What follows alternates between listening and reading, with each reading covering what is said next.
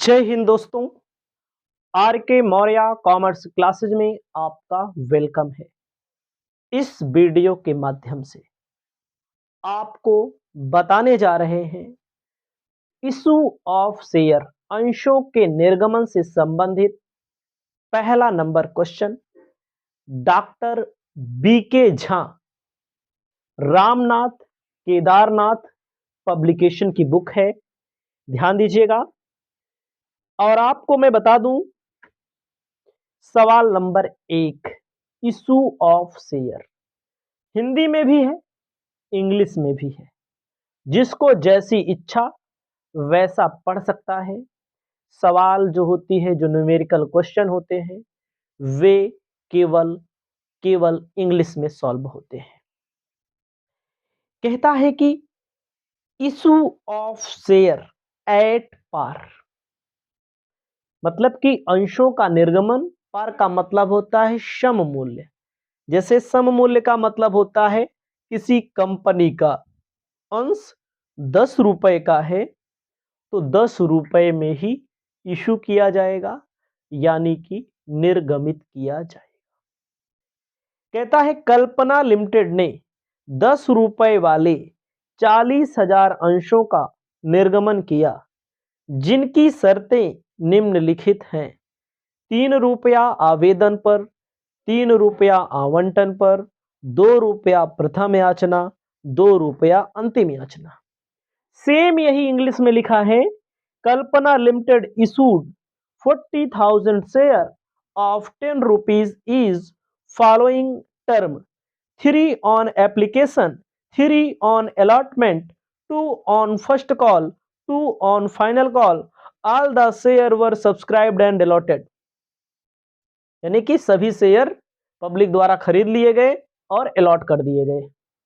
कहता है give journal entry assuming that all sum due allotment, first and final call have been duly received. कहता है आपको journal entry करना है, यह मानना है कि आवेदन पर, आवंटन पर, प्रथम याचना पर सभी राशियां प्राप्त हो गई। उसके बाद आपको लिखना है, क्वेश्चन में आगे कहता है कि आपको बैंक अकाउंट भी बनाना है, आपको शेयर कैपिटल अकाउंट भी बनाना है, मतलब अंश पूंजी खाता, अंशों का निर्गमन वे भी है, बैलेंस शीट भी बनानी है। अंशों के निर्गमन पर 20,000 वे भी हुए। कोई दिक्कत नहीं, इंग्लिश में हिंदी में दोनों में आप पढ़ सकते हैं। ठीक है, आपको लिखना है क्या कह रहा है।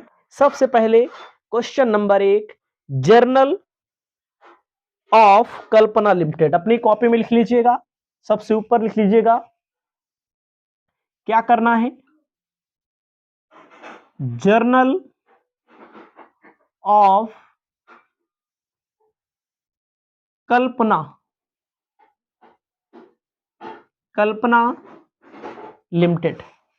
ठीक है, जर्नल ऑफ कल्पना लिमिटेड आपको लिखना। आपको मैं यहां पर बताना चाहता हूं, जर्नल ऑफ कल्पना लिमिटेड में सबसे पहले जर्नल एंट्री का कॉलम आपको अच्छी तरह बनाना आना चाहिए। जैसे कोई भी क्वेश्चन आप सॉल्व करते हैं तो जर्नल एंट्री बेस है। ठीक है, जर्नल का कॉलम आप बना लीजिएगा, डेट का, पार्टिकुलर का, लेजर फोलियो का, अमाउंट डेबिट का और अमाउंट क्रेडिट का।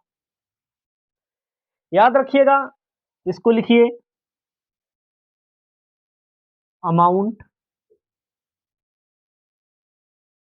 अमाउंट।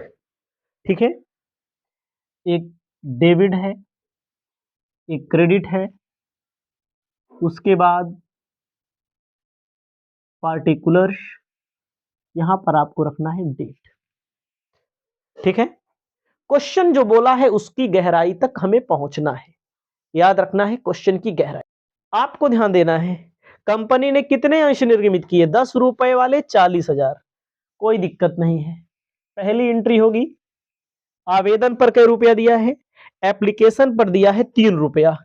याद रखिएगा, पहली एंट्री होगी bank account debit to share application account. Company ने कितने शेयर इशू किए हैं याद रखना है। कंपनी ने 40,000 शेयर इशू किए हैं। एक शेयर पर एप्लीकेशन के रुपया है, 3 रुपया है।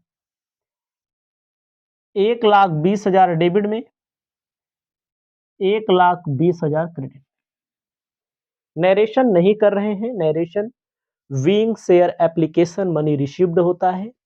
लेकिन सबसे पहली बात मैं आपको बता दूं, कंपनी ने जो शेयर इशू किया है 40,000 शेयर, एक शेयर पे 3 रुपया एप्लीकेशन मानना है। दूसरी एंट्री लिखना है आपको, शेयर एप्लीकेशन का जो अमाउंट होता है मैंने एंट्री के माध्यम से बताया है। Share application account debit to share capital account. कितना? 1,20,000 डेबिट में, 1,20,000 क्रेडिट में। फिर इसके बाद कौन सी एंट्री होगी?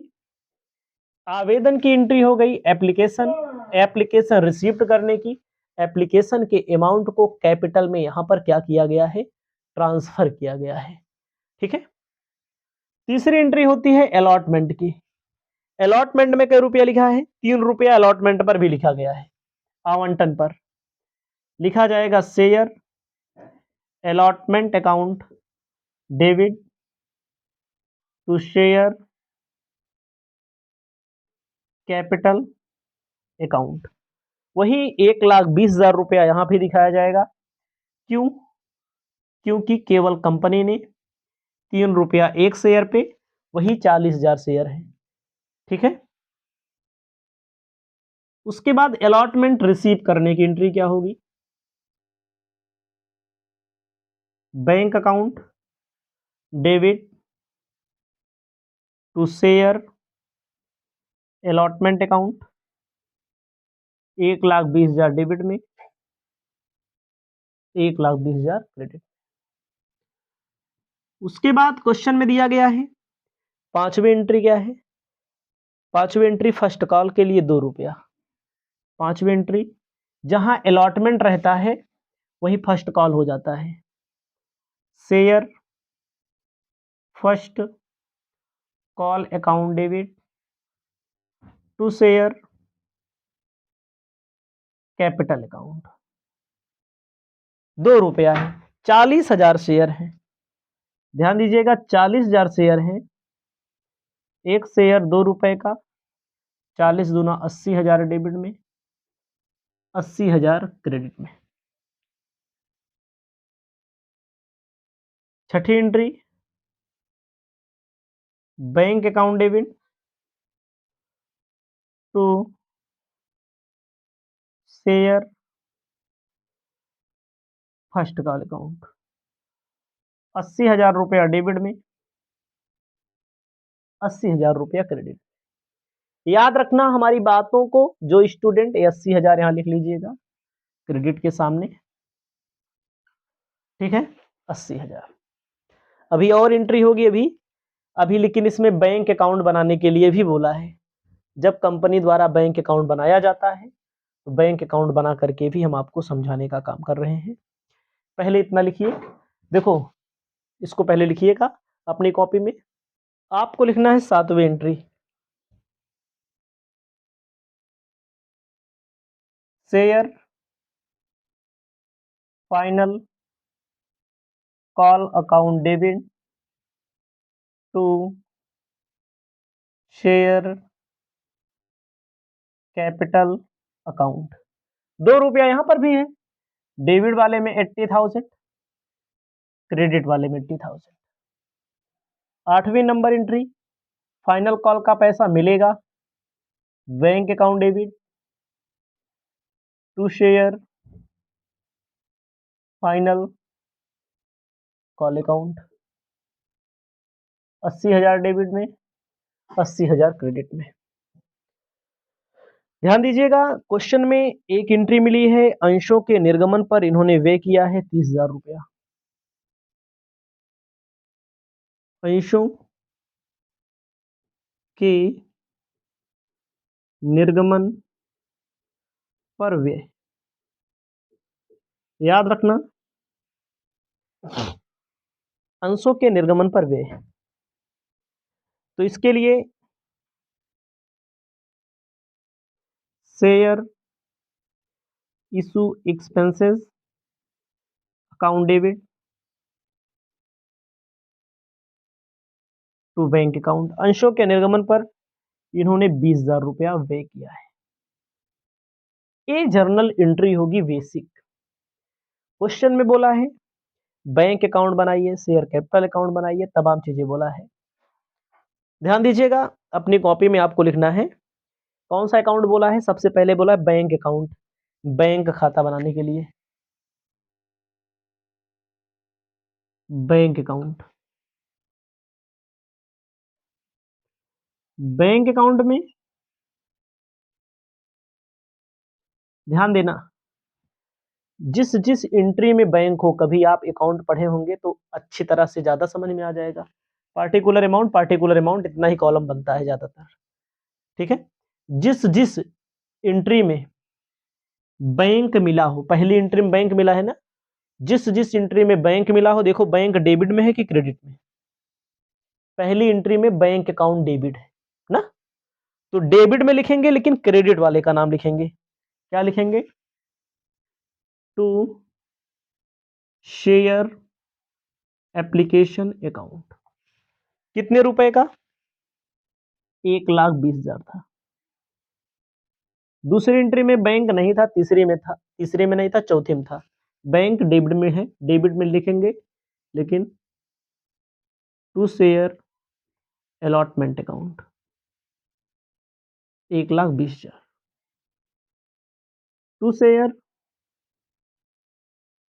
फर्स्ट कॉल अकाउंट, सब में देखो बैंक डेबिट में था, डेबिट में है बैंक, बैंक अंदर नहीं लिखा जाएगा, क्रेडिट वाले का नाम लिखा जाता है लेजर बनाते समय। To share final call account, कितना? 80,000। लास्ट एंट्री में बैंक क्रेडिट में, देखो अंशों के निर्गमन पर जो हुआ है लास्ट एंट्री में, बैंक क्रेडिट में है तो क्रेडिट में बाई शेयर इशू एक्सपेंसेस, कितना पैसा होगा? 20,000 रुपया। ध्यान दीजिएगा, बैंक डेबिट में है तो डेबिट में लिखेंगे, ठीक है, लेकिन क्रेडिट वाले का नाम लिखेंगे। तो यहां क्रेडिट, बैंक क्रेडिट है तो क्रेडिट लिखेंगे, लेकिन डेबिट वाले में शेयर इशू एक्सपेंसेस, दोनों पक्ष जोड़ दो, 1,20,000 2,40,000 हो जाएगा आपका 4 लाख रुपया। यहां पर 4 लाख रुपया यहां पर हो जाएगा। बाई बैलेंस सीडी 3,80,000 रुपया। आपको अपनी कॉपी में लिख लेना है 3,80,000 रुपया। उसके बाद हम आपको बताने जा रहे हैं शेयर कैपिटल अकाउंट कैसे बनता है। ध्यान दीजिएगा, आपको अब लिखना है share capital account, share capital account. जो मैंने पीछे एंट्री लिखवाई, वहां पर देखो शेयर कैपिटल कहां कहां दिया है, वहां पर देखो दिया है शेयर कैपिटल, पहली एंट्री में नहीं दिया है share capital, bank account debit to share application. दूसरी एंट्री में दिया है share application account debit to share capital account. Share capital credit में है, क्रेडिट में लिखेंगे by share application account. Share application में 1,20,000 बाई शेयर अलॉटमेंट वाले में देखो है 1,20,000 बाई शेयर फर्स्ट कॉल 80,000। देखो जहां जहां शेयर कैपिटल है, शेयर कैपिटल डेबिट में है तो डेबिट में लिखेंगे, लेकिन सब में शेयर कैपिटल क्रेडिट है। By share final call 80,000। इसमें आपको लिख देना है 4 लाख रुपया, 4 लाख रुपया। टू बैलेंस सीडी लिख लीजिए, उसके बाद आगे चलते हैं। आपको ध्यान देना है, बोला है शेयर इशू एक्सपेंसेस का खाता, अंशों के निर्गमन पर व्यय का खाता। ध्यान दीजिएगा, शेयर इशू एक्सपेंसेस डेबिट है क्रेडिट है? डेबिट में लिखेंगे, लेकिन किसका नाम लिखेंगे? टू बैंक अकाउंट कितना? 20,000 रुपया, ठीक है। और दोनों पक्ष बराबर करेंगे, बाई बैलेंस सीडी 20,000 रुपया। इसको अपनी कॉपी में लिख लीजिए। ध्यान दीजिएगा, पहले ही क्वेश्चन में बोल दिया है balance sheet. Balance sheet, balance sheet के लिए आपको जानकारी होनी चाहिए, ऐसे कॉलम बना लेना है। पहला कॉलम पार्टिकुलर का होता है, नोट ऑफ अकाउंट का होता है, अमाउंट का होता है। तो पहली हेडिंग जो होती है, लिखना है equity and liabilities. Equity and liabilities में आपको लिखना है a share holder funds. Share holder funds में लिखना है शेयर कैपिटल। शेयर कैपिटल कितने का था? 40,000 शेयर, 10 रुपए का एक शेयर, 4 लाख हो गया। और कुछ नहीं है इसमें, और कुछ नहीं है, और कोई भी डाटा नहीं दिया है। डाटा नहीं दिया है तो और हमें कुछ करना भी नहीं है। टोटल, उसके बाद लिखना है दूसरे नंबर पे, एसेट्स का मतलब संपत्तियां। संपत्तियों में लिखना है non current assets. Non current assets, non current assets में याद रखना,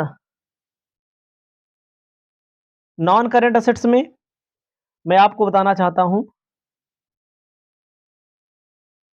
ये जो 20,000 रुपया दिया है, अदर नॉन करेंट एसेट्स, इसको आप फिक्टिटस भी कह सकते हैं, कृत्रिम संपत्ति जो अंशों के निर्गमन पर व्यय हुआ है। फिक्टिटस मतलब कृत्रिम संपत्ति। उसके बाद करेंट एसेट्स, कैश हमारे पास 4 लाख आया था, 20,000 रुपया अंशों के निर्गमन पर व्यय हो गया, इसको कौन सी एसेट्स माना जाता है? कृत्रिम संपत्ति। जो बचेगा कैश एंड कैश इक्विवेलेंट, कितना रुपया? 4 लाख रुपया।